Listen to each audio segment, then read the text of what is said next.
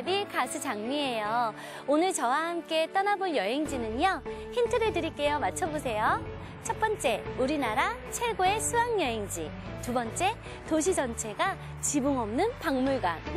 다들 눈치채셨죠? 네, 바로 천년고도 경주입니다.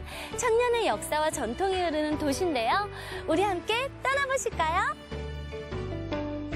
고대와 근대를 지나 현재에 이르기까지 그 시절의 삶과 다양한 문화가 공존하는 아름다운 도시.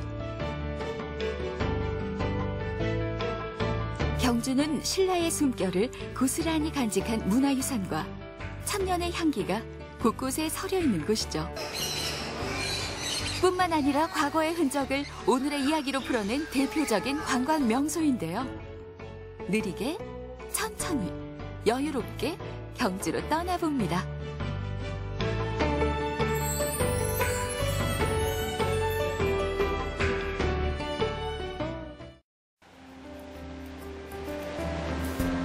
느리게 경주하기 그 첫 번째 여정은 양북면 봉길리 바닷가에서 시작됩니다.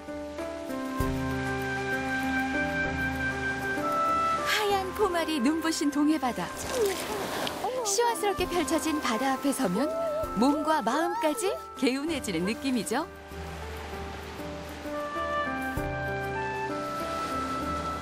우와, 좋다. 시원한 파도 소리 여러분도 들리시죠? 가슴이 뻥 뚫리는 것 같지 않아요? 근데 바닷가에 왕릉이 있다고 하던데 어디 있을까요? 어디 있지? 해변에서 200m 떨어진 곳, 아담한 바위섬이 누워 있습니다. 누군가 일부러 깎아놓은 듯 아주 독특한 모양을 하고 있죠. 과연 어떤 사연이 있을까요? 안녕하세요, 선생님. 안녕하세요. 제가요, 네. 바닷가에서 왕릉을 찾고 있는데 네. 보이지가 않아요. 도대체 어디 있는 건가요? 그렇죠. 이 바다의 웬 왕릉? 저 뒤쪽에 한번 보시면 지금 바위가 있죠. 네. 저게 이제 30대 문무대왕릉이에요. 어머, 신기하네요. 대부분 왕릉이라고 하면 이렇게 높게 크게 동그래서 네. 묘지 형태를 하고 있잖아요. 네. 근데 어떻게 바닷가에 저렇게 있는 게 신기하기도 하고 좀 저로서는 이상한데요. 이분이 이제 살아있을 때 아버지가 김춘추, 태종 무열왕이거든요. 아버지와 함께 끊임없이 전쟁을 하고 나서 이분 때 이제 고구려를 멸망시키고 당나라도 물러나고 이러고 나서 있는데 이 외에서 빈번하게 침입이 있는 거예요. 그래서 본인이 평소에 살아있을 때 내가 죽으면 열흘 안에 화장해서 동해에 뿌리면 동해 용이 되겠다고 이렇게 유언을 하셨거든요. 그래서 지금 이제 화장해서 뿌린 무덤입니다. 문무대왕릉은 세계 유일의 수중릉입니다. 양지 바른 무덤을 포기하고 차갑고 어두운 바다를 택한 문무왕. 그는 이곳에서 용이 되어 외적으로부터 신라를 지켜주겠다 합니다. 세계사를 통틀어서 네. 왕릉의 무덤들은 굉장히 네. 화려하고 웅장하잖아요. 네. 근데 문무왕릉은 너무 소박한 것 같아요. 그러니까 돌아가실 때 이제 국장을 치르지 않고 열흘 이내에 하라고 한 것만 해도 그렇고요. 또 우리가 상복이 굉장히 화려한데 검소하게, 상복도 검소하게 예에 따라서 하라고 이렇게 유언을 남기셨고요. 또 계실 때는, 살아 계실 때는 무기를 녹여서 농기구를 만들게 하고, 그 다음에 어떻게 세금을 대폭 감면해서 요즘 말하면 복지시설을 확장을 했겠죠. 그 다음에 또 본인이 임금이라고 해서 권력을 남용하지 않았던 임금님이시기 때문에 이분을 문무대왕이라고 이렇게 부르고 있죠. 문무왕은 눈을 감는 순간까지 백성과 나라를 걱정했습니다. 그의 넋이 잠들어 있는 이곳은 천년왕국 신라의 정신적 성지로 오래도록 빛나고 있습니다.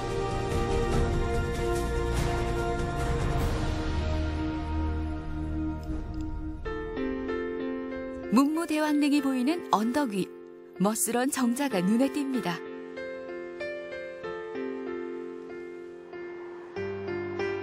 이곳 이견대에는 전설의 피리에 얽힌 이야기가 오늘까지 전해지고 있습니다.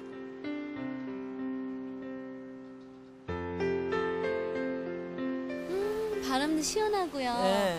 풀 냄새, 바다 냄새, 파도 소리까지 너무 좋네요. 그렇죠. 바다 냄새도 나죠. 네. 저기 보니까 문무대왕릉이 한눈에 보이네요, 선생님. 네, 아까 우리 봤죠?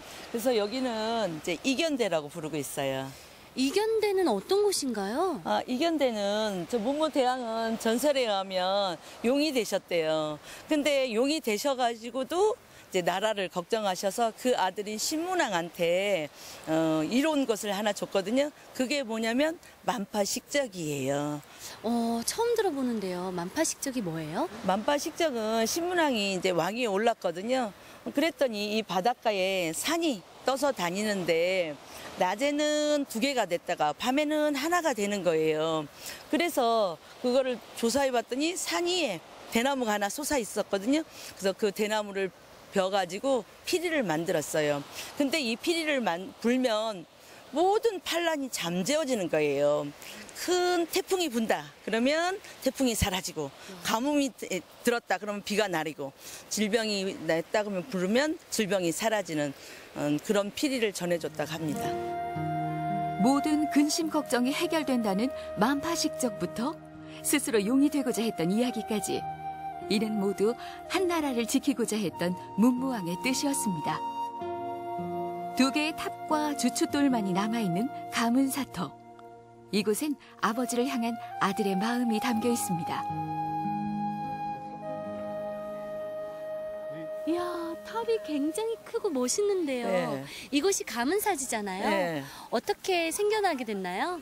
네, 여기는 문무왕이 이제 삼국을 통일했잖아요. 그런데 육지는 다 통일을 했는데 외에서, 지금 말하면 일본이잖아요. 거기서 너무 외침이 잦은 거예요. 빈번하게 일어나는 거예요. 그래서 이제 신라는 불국까지니까 부처님의 힘으로 여기 이제 막아보려고 여기다가 절을 짓기 시작했는데 그 절을 다 완성하지 못하고 돌아가시게 돼요. 그래서 그 아드님인 신문왕이 완성하고 나서 그때가 이제 682년이거든요. 그래서 이제 절 이름을 지어야 되잖아요. 그래서 아버지 은혜에 감사한다고 가문사라고 이렇게 지었습니다.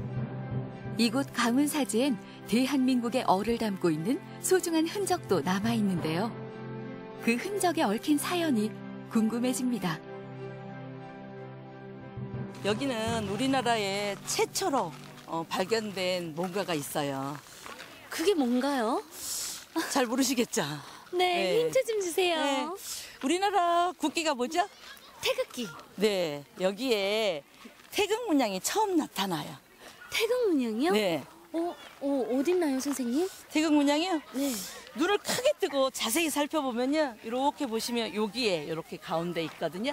어머, 진짜 태극 문양이 있네요. 네, 신라는 불교 국가잖아요. 근데 태극은 도교의 상징이거든요. 근데 불교하고 같이 습합해서 이제 나타난 거죠. 그래서 우리나라에 최초로 나타나는 태극 문양이라고 보시면 되거든요. 예, 그래서 지금 독도에 가시면 안내판에 이 문양하고 똑같이 만들어 놨다고 합니다.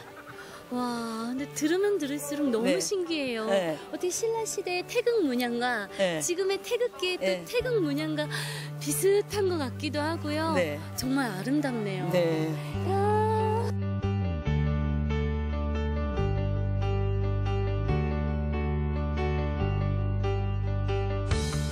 이번엔 시원한 파도 소리를 따라 낭만적인 길을 걸어봅니다. 바다다, 바다다. 읍천항에서 하서항까지 이르는 1.7km 해변 산책길, 주상절리 파도소리 길입니다.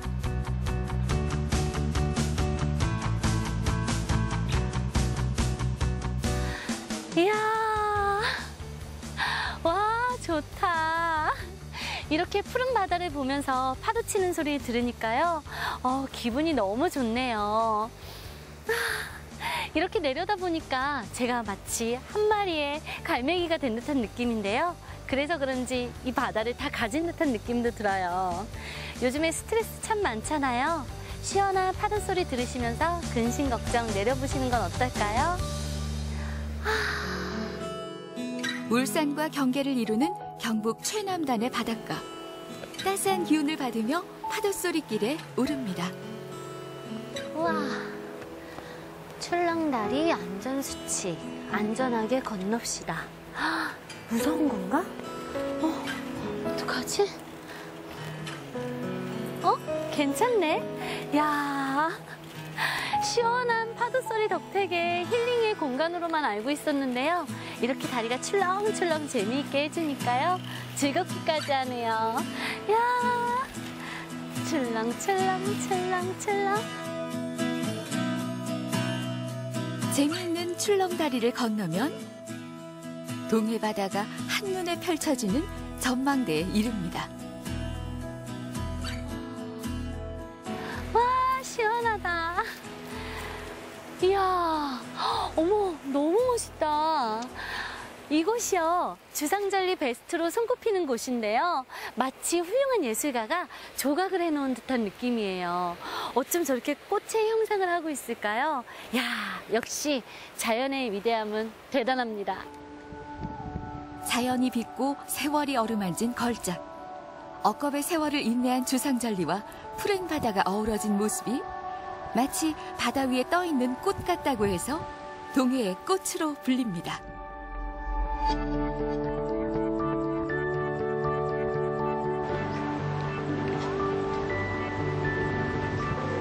파도소리 길에서 만난 느린 우체통은 잊혀져가는 편지의 추억과 낭만을 선물합니다.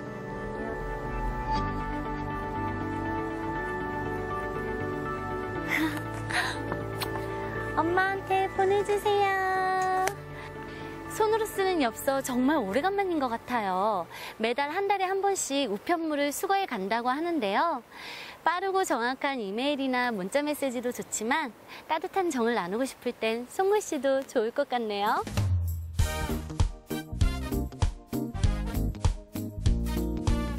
양남면 읍천리에 있는 작은 어촌마을.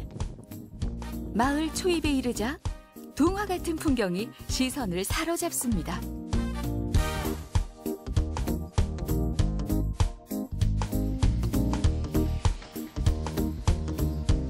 찰칵. 와, 어느 각도로 찍어도 예쁘네. 찰칵. 아이고, 안녕하세요. 안녕하세요. 안녕하세요. 누구세요? 예, 저는 이 마을에 살림살이를 하고 있는 총무입니다. 아, 총무님이시구나. 예.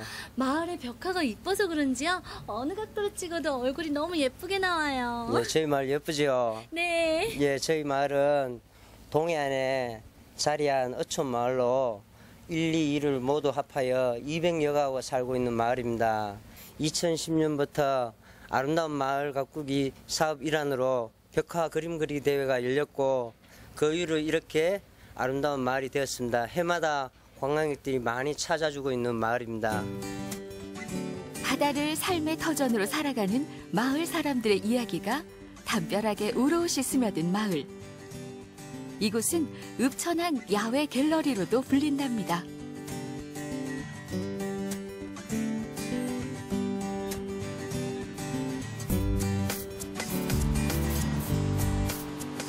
동해 바다에서 건져올린 싱싱한 해산물들을 맛볼 시간.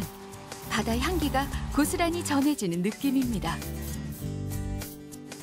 와, 물고기가 팔딱팔딱한 게요. 굉장히 신선해 보여요. 예, 신선해 보이죠? 이 정도 물고기들은 우리가 직접 바다에 아침에 나가서 잡아온 전부 물고기입니다. 그래서 신선합니다. 아, 그럼 방금 바닷속에 있던 아이들이네요. 그렇죠. 근데 이거는요. 뭐가 펄럭펄럭한 게 참 신기하게 생겼어요. 뭐예요? 예, 이건 갑오징어라고 합니다. 장민 씨, 네. 이 고기가 무슨 고기인지 알아요? 아유, 이 정도는 알죠. 우럭 아니에요? 땡, 에? 광어입니다. 광어예요? 예, 예. 제가 보기엔 우럭 같은데요. 광어하고 도다리를 구분하기 위해서는 눈을 보면 돼요. 좌광우도, 좌측은 광어, 우측은 도다리. 눈 모양을 보면 광어, 도다리가 구분이 됩니다. 좌측, 우측. 예, 예. 야, 재밌네요. 예. 근데요, 광어든 우럭이든 바다의 맛을 한번 느껴볼 수 있을까요? 예, 여기까지 오셨는데 네. 싱싱한 화로에 한번 대접하겠습니다. 와, 감사합니다. 달콤 짭조름한 멍게. 제철 맞아 살이 차오른 광어까지. 먹음직스러운 바다 밥상이 푸짐하게 차려졌습니다. 이야, 동해바다 한상이 거하게 차려졌어요. 오, 해산물부터 시작해서 회까지. 근데 이 고기가 어떤 고기인가요? 여기는 조금 전에 우리가 봤던 광어입니다. 아, 이게 광어구나. 그러면 또 시식을 한번 해봐야 되겠죠? 드셔보십시오. 안녕, 아까 내가 너 봤었어. 자. 초장 맛이 새콤달콤해요. 아, 맛있어요. 회를 정말 드실 줄 모르는 것 같습니다. 제가 한번 드릴게요. 초장을 살짝 찍어서. 마늘, 네. 고추. 야채에 사물에서 한번 드셔보십시오. 굉장히 간단한데요? 고추랑 마늘이 들어가서 매콤하거나 좀 그럴 줄 알았는데요. 네. 산뜻해요. 아, 역시 회가 싱싱하니까 마치 제 입에서 다시 광어가 살아난 느낌이에요. 마을 총무님이 가르쳐준 대로 한 쌈 야무지게 싸먹는 장미 리포터. 음식은 함께 나눠야 제맛이죠.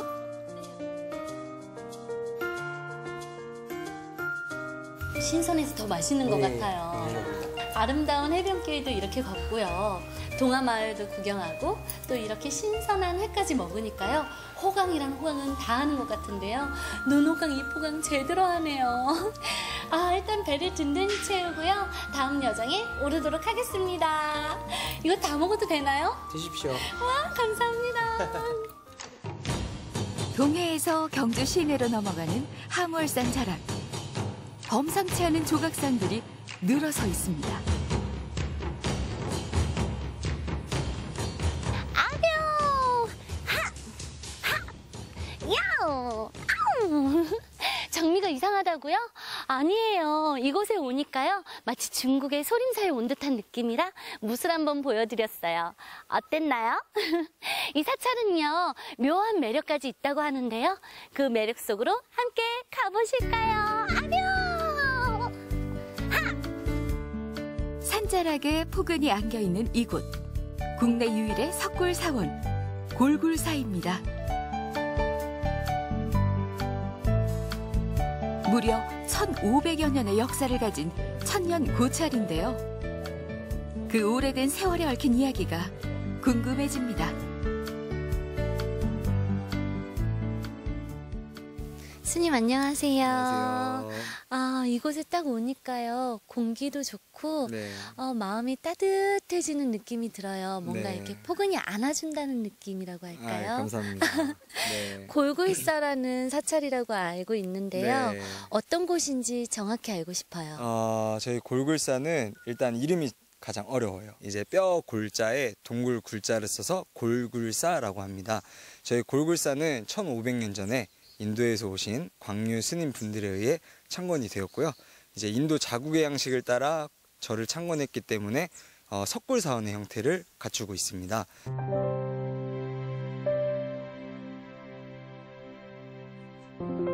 굽이굽이 계단을 따라 바위산을 오르는 풍경도 장관입니다.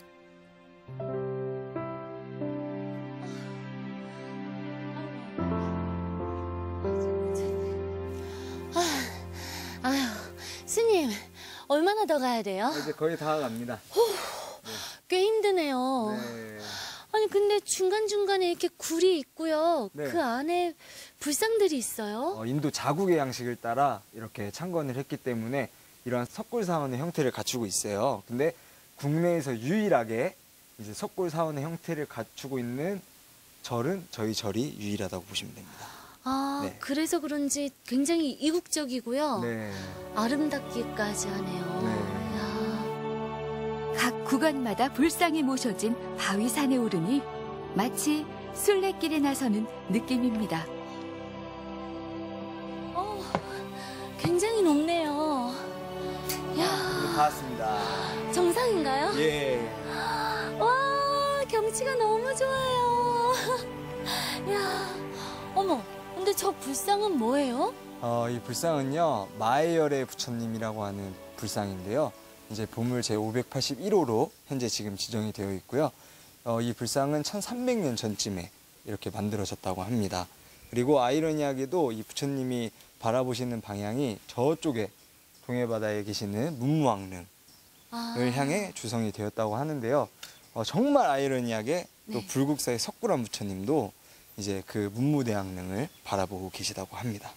와, 그래서 이제 불국사 석굴암 부처님과 저희 마이어리 부처님이 보시는 방향이 이제 같으시네요. 같다고 보시면 돼요. 야, 네. 그럼 이 부처님께는 어떤 소원을 빌어야 이루어질 수가 있을까요? 저희 마이어리 부처님께는 어떠한 소원을 빌어도 이제 다 들어주실 겁니다. 정말이요? 네.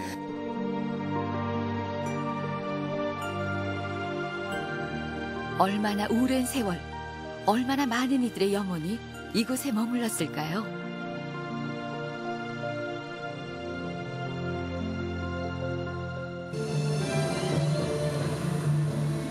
한편 석굴 아래에는 무술 시범이 한창입니다. 스님들의 절도 있는 동작과 흔들림 없는 눈빛에 보는 이들도 숨을 죽이는데요. 바로 골굴사의 상징인 선무도입니다. 선무도는 이제 불교의 전통적인 수행법 중에 하나인 사마타 수행과 윗바사나 수행을 함께 닦는 그러한 수행법인데요. 예전에 신라 시대 때 신라 화랑들과 조선 승군들이 몸과 마음을 단련하기 위해 사용했던 무술이 바로 이 선무도입니다. 그 신라 시대 때, 조선 시대 때부터 수행을 해오던 그런 수행법을 저희가 지금 이어받아서 함께 이렇게 포교를 하고 있습니다.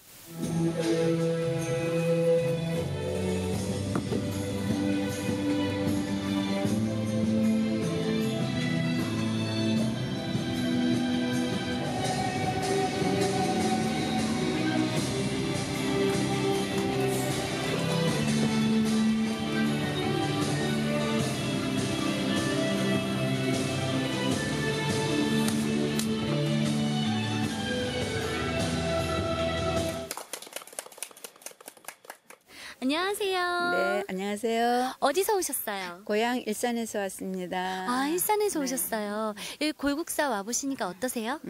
전에 한 TV에서 두세 번 봤는데요. 스님들 참선하시는 모습이나 이게 무예하는 거를 봤는데 굉장히 보기 좋았었거든요. 그래서 한번 와보고 싶다 했는데 이번에 경주 여행하면서 오늘 여기까지 왔는데 마침 무예하는 것까지 볼 수 있어서 아주 좋았습니다. 동작이 굉장히 부드럽거든요. 근데 그분들의 그 속에서도 날카로움 같은 게 느껴졌어요. 그래서 부드러움과 힘이 함께 공존하는 것 같아서 너무 멋있었고 인상적이었어요.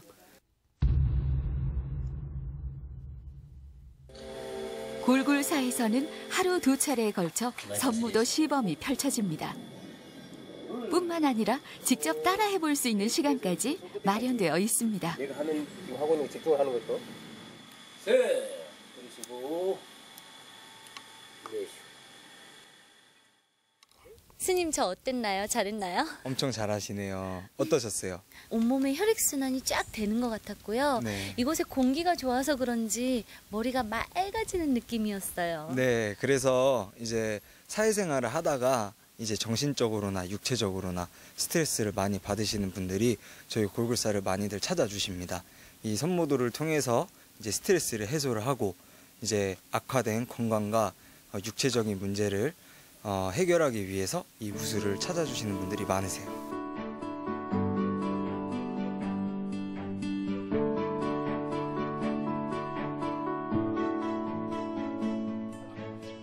이번엔 전통과 현재가 어우러진 마을로 떠나봅니다. 경주를 대표하는 한옥마을인 교촌마을. 교촌은 향교가 있었던 마을을 뜻합니다. 신라시대에 세워진 우리나라 최초의 국립대학, 국학이 고려시대엔 향학, 조선시대엔 향교로 이어진 곳이죠.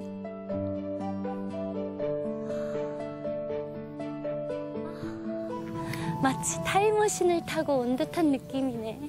아, 깨끗하고 정갈한 한옥을 보니까요. 전통의 향기가 물씬 풍기는데요. 이곳의 분위기에 맞게끔 장미도 의관정제하고 만나 뵐게요. 뿌잉 뿌잉 뿌잉.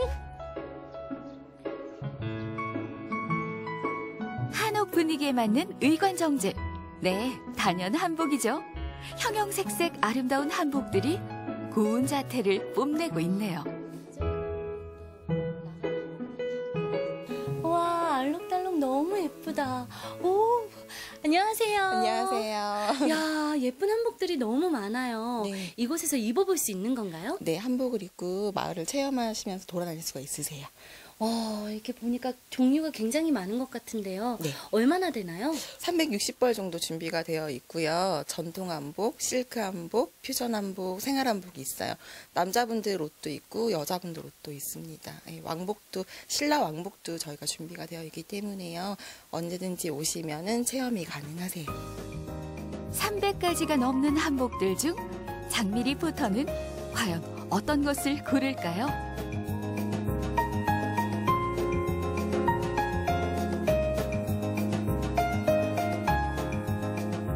여성미가 물씬 풍기는 한복을 선택했네요.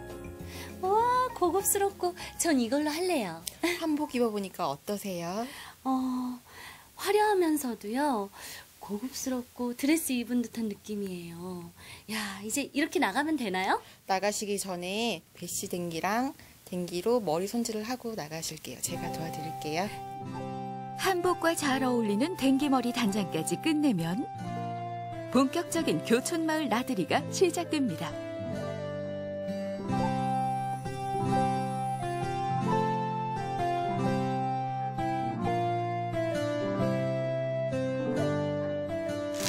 찹쌀떡에 쑥 인절미.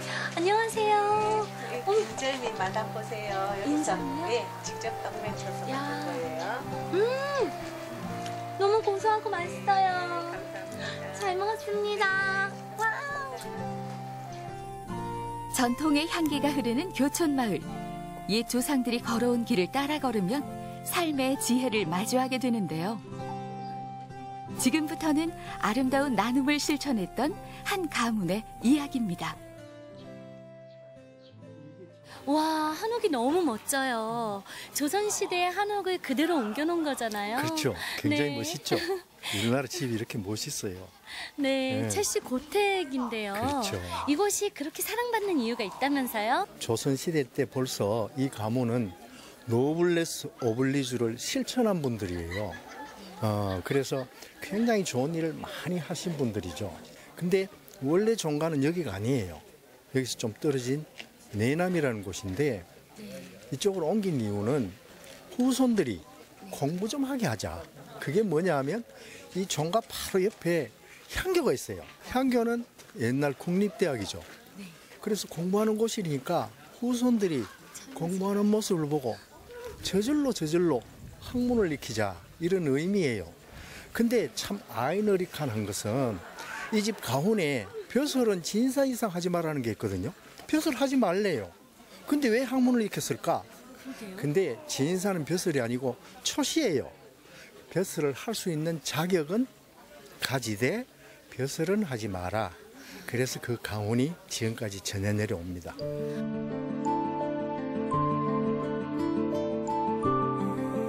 만석군의 집이라고 하기엔 소박하고 평범한 대문.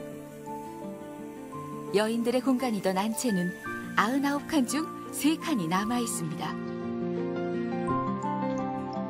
그리고 최씨 가문을 상징하는 이곳. 따뜻한 나눔을 베풀던 공간입니다. 창고 같기도 하고. 강희 씨, 이게 뭘까요? 이 집이? 집보다는 창고 같아요. 맞나요? 그렇죠.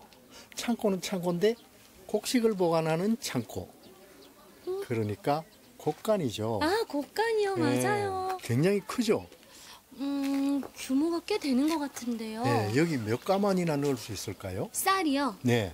쌀 한 200가마니는 너끈히 들어갈 것 같아요. 그거보다 훨씬 많아요. 800석을 보관할 수 있었대요. 안에 꽤 네. 넓은가 봐요. 그래서 남한에 남아있는 곡간 중에 이 최부잣집 곡간이 제일 크대요. 와, 800석이라 어마어마해요. 어마어마하죠. 근데 더 놀라운 거는 그 조선시대 때 가뭄이 들어서 사방 백리 안에 백성들이 굶는 것을 이 가문에서 이 곡간을 헐어서 다 배불리 먹여드렸대요. 그래서 가훈에 사방 백리 안에 굶어 죽는 사람이 없게 하라는 게 가훈으로 남아 있어요. 아, 그렇군요. 야, 이 나눔이라는 게 정말 어렵고도 쉬운 건데 그래서 지금까지 존경받죠. 부자가 또 존경받으시는 것 같아요.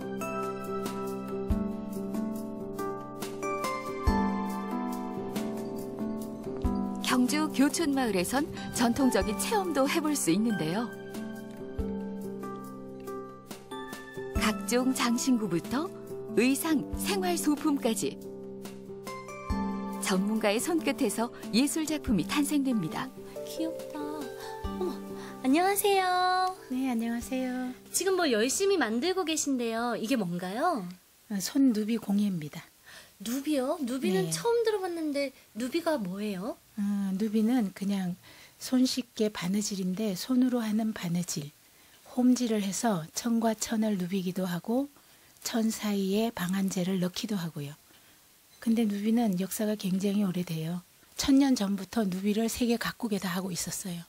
근데 특히 티벳이나 우리나라에도 누비에 대한 제품이 되게 많아요.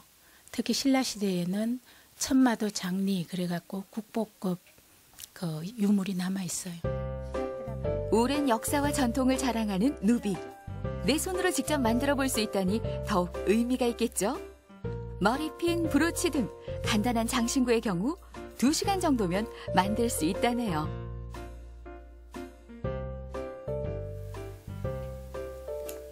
짠! 장미가 만들었어요. 여러분 어때요? 너무 예쁘죠? 선생님 어떤가요? 아, 첨한 사람 치고 되게 잘했어요. 뭘 잘했냐 하면 네. 구슬이 중심에 잘 모여갖고 리본도 예쁘게 잘 됐어요.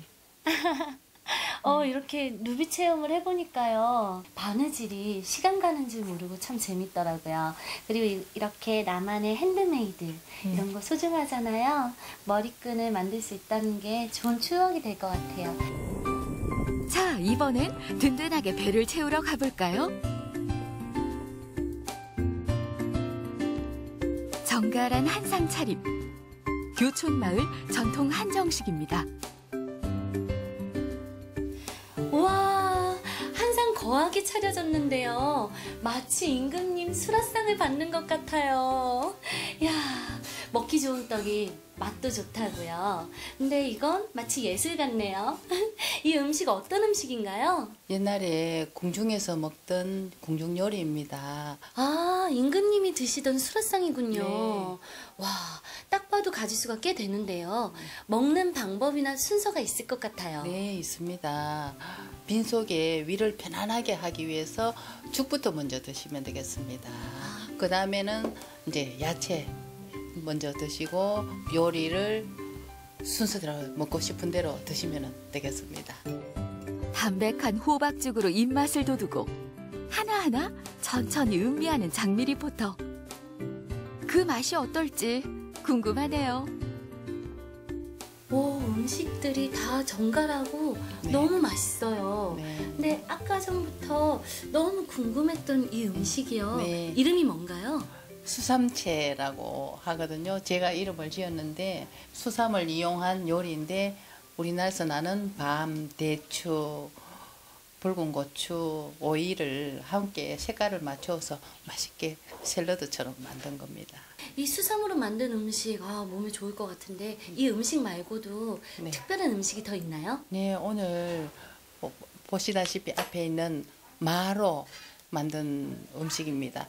이게 조선시대 수은잡방이라는 요리서에 나오는 요리인데요. 거기에는 이제 서여향병이라는 요리인데요. 서가 마라는 뜻이에요. 여는 찹쌀이라는 뜻이에요. 향은 꿀이라는 뜻이고 병은 지진다는 뜻이에요. 그래서 서여향병인데 우리나라 지금 현재 풀이로 하면은 마찹쌀구이라고 하시면 되겠습니다. 이걸 드심으로 해서 우리 위를 튼튼하게 하고 소화도 잘 되고 위에 아주 좋은 음식입니다. 서여향병에 수삼채까지. 장미 리포터 입 호강 제대로 하네요. 수삼이라서 좀 쌉싸른 맛이 나지 않을까 걱정했는데요. 밤하고 대추랑 이렇게 섞여 있어서 그런지 달짝지근하면서도 맛있네요. 맛과 모양은 물론이고 건강까지 생각한 한상 차림에서 우리 선조들의 지혜가 묻어납니다. 오늘 이렇게 예쁜 한복도 있고요. 임금님 수라상을 딱 먹어보니까요. 마치 제가 여왕이 된 듯한 느낌이에요. 여러분들도 이곳에 오셔서 여왕이 돼보시는 건 어떨까요? 경주 보문관광단지에 위치한 이곳.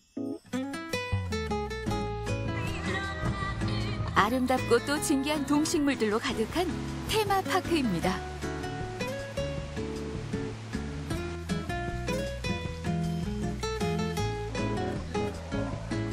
이곳에 딱 들어오니까요. 색색이 알록달록한 예쁜 꽃들이 있어서 그런지 마음까지 따뜻해지는 느낌인데요. 예. 이곳 이름이 동궁원이더라고요. 예. 고급스럽기도 하고 너무 아름다운 것 같은데 어떤 뜻을 담고 있나요? 예, 동궁원은 동궁과 월지라는 곳을 현대적으로 재현해 놓은 곳인데 문무왕 14년 674년도에 연못을 파고 진기한 나무와 새를 길렀다라는 기록에 의해서 현대적으로 재해석해 놓은 곳입니다. 옛날에 그랬던 것처럼 이곳 식물원은 평소에 잘 볼 수 없었던 나무며 꽃들로 가득합니다. 그 종류만 해도 400여 종이 넘는다니 식물의 낙원이라 할 만하겠죠. 뿐만 아니라 내부가 거대한 유리 온실로 돼 있어 식물들이 무럭무럭 자라기에 아주 적합한 환경입니다. 와, 열대나무들이 많아서 그런지요. 정말 영화 속에 나오는 정글 같아요. 으리으리하네요. 어머, 저거 바나나 나무 아니에요? 예, 바나나예요? 맞습니다. 예. 근데 정말 신기하네요. 어떻게 여기서 바나나가 자랄 수 있을까요? 예, 여기는 뭐 식물은 안에 온도 조절이라든가 모든 영양분 섭취를 할 수 있도록 만들기 때문에 뭐 바나나뿐만 아니고 다른 망고라든가 파인애플 여러 가지 과실류가 많이 있습니다. 여기는. 그렇군요. 아이들은 참 좋을 것 같아요. 바나나가 열리고 익는 걸 또 보고 맛도 볼 수 있다고 하니까요. 예, 아이들 오면 신기해하고 체험 학습으로 많이들 찾고 있는데 실제로 자라고 그러고 익어가는 모습을 이렇게 볼 수 있으니까 아이들한테 가장 인기가 많다고 봐야 되겠죠. 이번엔 새들의 낙원으로 가봅니다.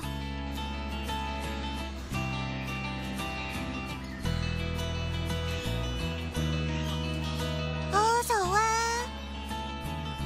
이런 거 처음이지? 우와, 어머, 다 앵무새인가 봐. 알록달록 너무 귀엽다. 이야, 안녕, 얘들아. 말할 줄 아니? 안녕하세요. 안녕하세요. 한번 올려보시겠어요? 네. 신기하다. 안녕, 반가워. 야, 이렇게 딱 봐도요. 새들이 굉장히 많은 것 같은데요. 200종의 3,000수의 앵무새들이 있고요. 우리 앵무새 친구들뿐만 아니라 어류 그리고 파충류들도 같이 있어서 함께 관람이 가능하십니다. 우리에 갇힌 새들을 밖에서 지켜보는 일반 동물원과는 차원이 다릅니다. 이렇게 커다란 새장 속으로 들어가서 함께 교감할 수 있는 것이 버드파크의 특징이죠. 나츠 안녕. 우와, 엄청 똑똑해요. 누가 머리 나쁜 사람 보고 새머리라고 해요. 야, 너무 신기하네요. 나츠야, 안녕하세요.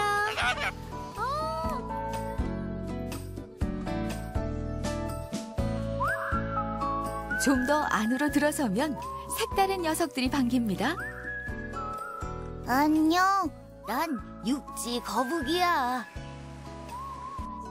거기에 귀하신 몸, 비단이 잉어까지. 정말 없는 게 없네요. 맛있게 먹어. 와, 귀엽다. 애들이요, 몸집도 크고 색상이 진해서 그런지요, 캐릭터 인형을 보는 것 같아요. 그리고 많은 동식물원을 가봤지만 이렇게 오늘처럼 앵무새를 어깨에다 얹히고 먹이도 주면서 서로 말도 주거니 받거니 하고 이렇게 교감을 할 수 있다는 게 그게 참 뜻깊은 것 같아요. 아이들이 참 좋아하겠어요. 네, 저희도 아이들이 어리지만 그래도 우리 동물에 대한 소중함을 좀 더 이렇게 배울 수 있도록 좀 더 가까이 체험해 볼 수 있는 시설들로 저희가 이렇게 꾸며 놓았어요. 아무래도 우리 가족분들이랑 나들이 오시기에는 더할 나위 없으실 거예요. 경주시 인왕동. 고즈넉한 분위기가 몸과 마음을 평온하게 하는데요. 잔잔한 수면에 비친 누각, 그리고 주변의 숲들이 어우러진 동궁과 월지입니다. 혜진쌤님, 제가 방금 동궁과 월지를 현대적으로 재해석한 테마파크에 갔다 왔거든요. 네, 거기 참 좋죠. 네, 너무 좋더라고요. 네. 우리나라 최초의 동식물원이었다고 하는데요. 네. 동궁과 월지 정확한 뜻이 뭔가요? 네, 동궁과 월지는 우리가 서 있는 건너편에 보면 언덕이 보이거든요. 네. 거기가 이제 임금님이 살고 있는 궁궐이에요. 정궁. 그다음에 여기는 동쪽에 있는 궁이다 그래서 동궁이라고 불러요. 그럼 여기는 과연 누가 있냐? 다음 왕위를 보유하는 태자가 사는 태자궁이고요. 그다음에 외국에서 사신이 오면 영빈관 역할을 했던 곳이 바로 동궁과 월지예요. 근데 문망이 통일하고 나서 연못을 팠거든요. 그래서 이제 성이니까 월지라고 부르고 저기에 아름다운 꽃과 진귀한 새와 짐승들을 길렀다고 이렇게 나오거든요. 그러니까 우리나라 최초의 동식물이 맞을 것 같은데. 아, 그렇군요. 네. 진귀한 새와 동식물이 있었다. 네. 그러면 좀 역사적으로도 재미있는 일화가 있었을 것 같아요. 네, 여기는 이제 신라가 56왕이 있었는데요. 마지막 왕인 경순왕이 931년에 고려 왕건을 임해전에서 초청해서 이제 연회를 베풀고 그 다음에 4년 뒤에 신라는 역사 속으로 사라집니다. 신라의 멸망과 함께 역사의 뒤안길로 사라진 동궁과 월지. 하지만 1970년대 중반 본격적인 발굴 조사를 하면서 역사적 의미가 새롭게 조명되기 시작했습니다.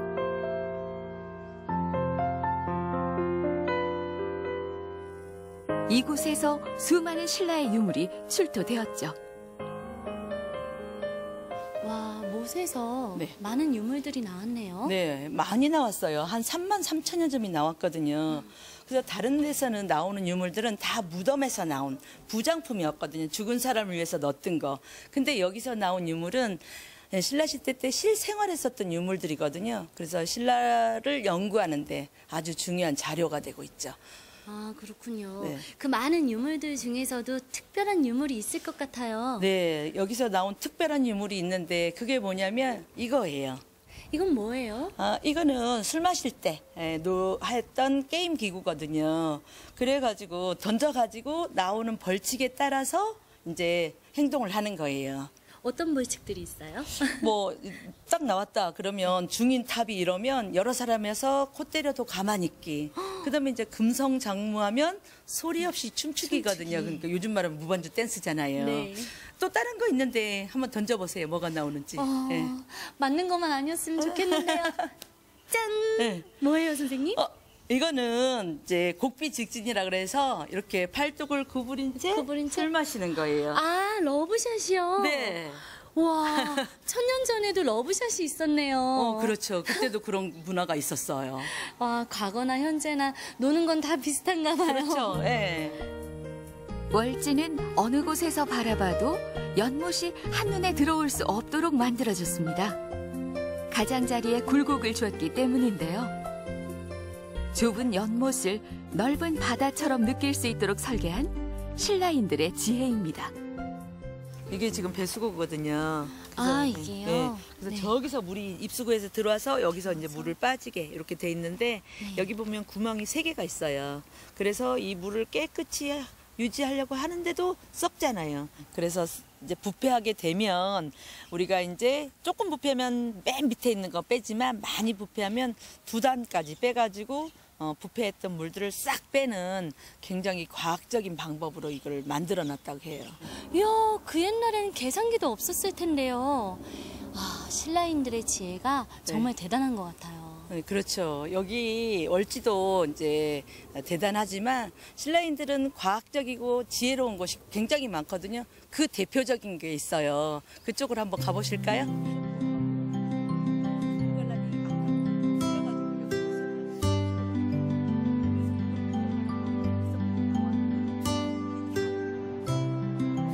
대표하는 문화유적 첨성대.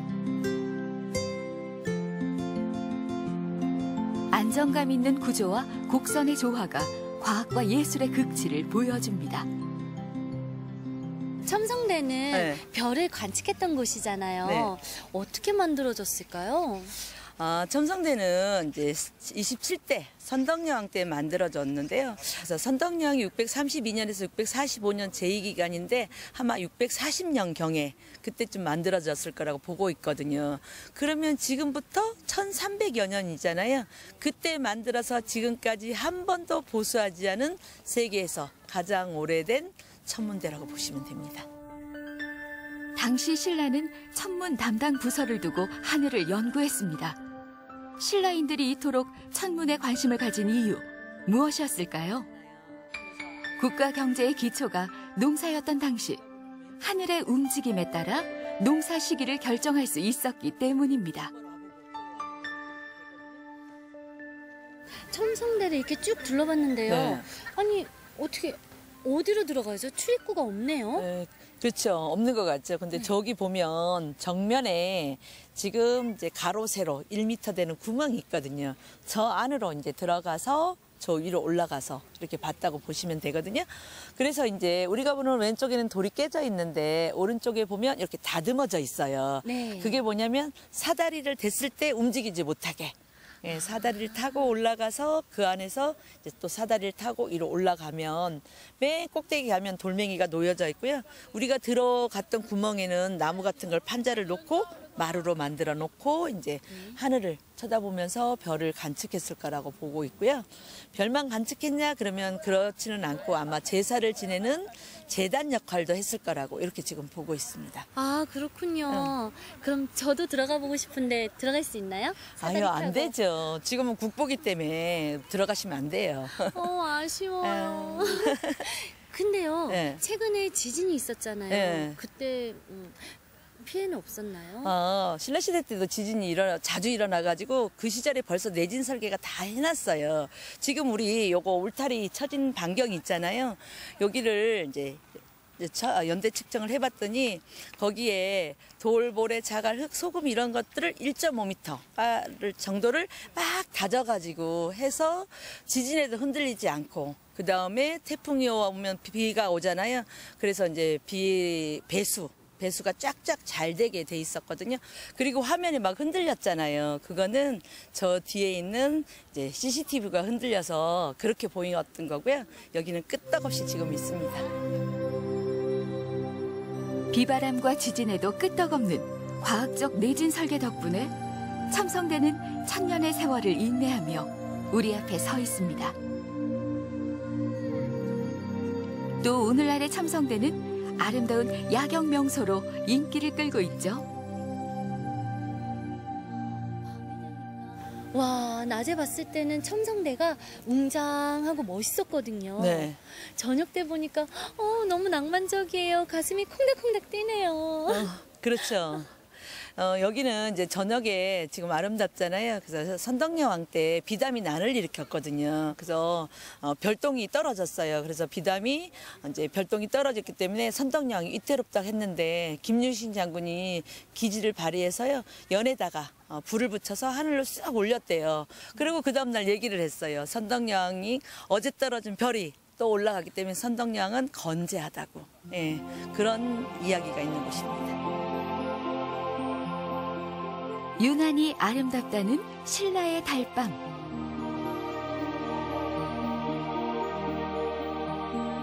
경주는 이렇게 늦은 밤까지 찬란했던 천년의 역사를 불빛으로 밝힙니다.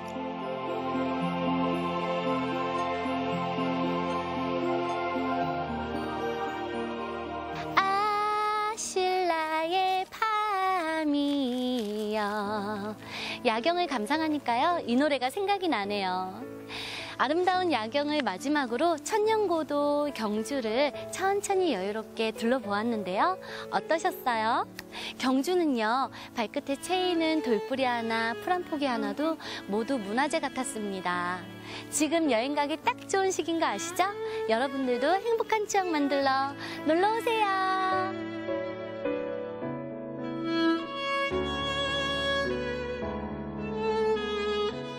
철 따라 느낌이 다른 천혜의 관광지 경주.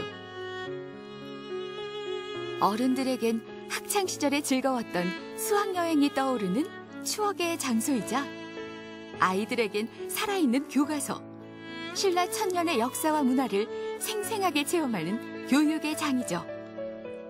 때문에 가족 모두가 즐거운 여행지가 아닐까 싶은데요.